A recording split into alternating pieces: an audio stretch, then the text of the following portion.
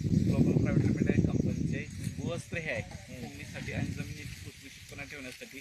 तर हे sir 8 kilo आम्ही वापरलं, 4-4 किलो 2 वेळा टाकलं, 3 महिन्याचा गॅप करून 4-4 किलो असं टाकलं. त्यानंतर ज्या फवारण्या आहेत ते MI स्प्रे आणि ग्रो मॅजिक हे कंटिन्यू एक 4 स्प्रे घेतलं 20-20 दिवसांनी.